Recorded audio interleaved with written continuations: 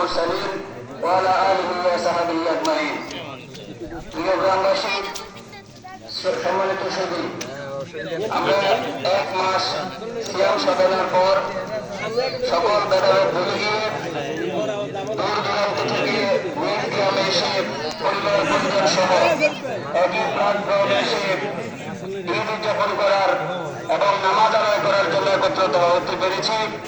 সেজন্য মহান মনিবের দরবারে তার শিখানো ভাষায় শুকরিয়া আদায় করছি, আলহামদুলিল্লাহ।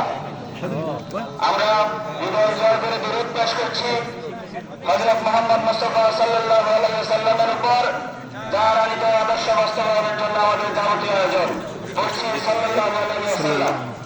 হযরত সুমাইয়া থেকে শুরু করে হযরত বেলাল থেকে শুরু করে ইসলামের জন্য এই ভূখণ্ডের জন্য যখন যে জীবন দিয়েছেন তাদের আত্মার সর্বোচ্চ মর্যাদা কামনা করছি।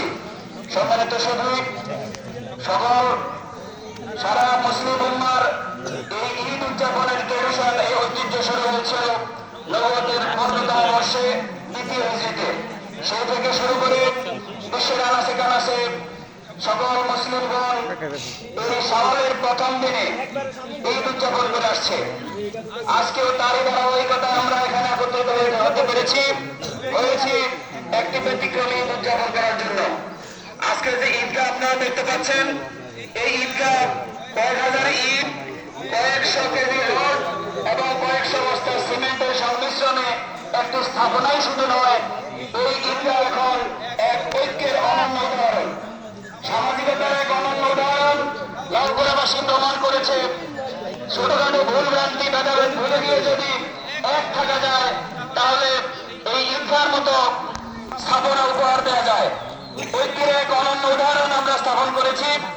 আজকে আমি ব্যক্তিগত পক্ষ থেকে, গ্রামবাসীর পক্ষ থেকে ঈদগাহ উন্নয়ন সংস্কার বাস্তবায়ন কমিটিকে ধন্যবাদ মোবারকবাদ জানাচ্ছি।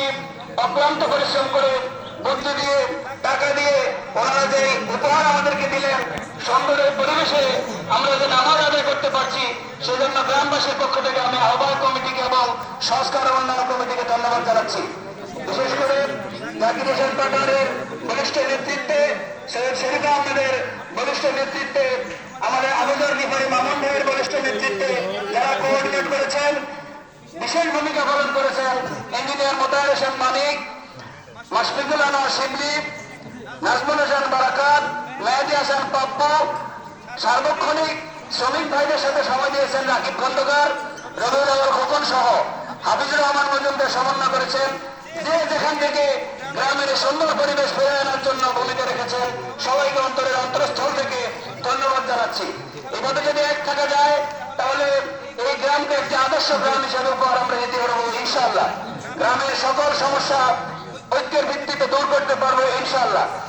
এই উদাত্ত আহ্বান রেখে সবাইকে ছোটখাটো ভুল ভ্রান্তি ভুলে গিয়ে এক থাকার আহ্বান রেখে আল্লাহর কাছে তৌফিক কামনা করে আমি সংক্ষিপ্ত আলোচনা শেষ করছি। আসসালামু আলাইকুম।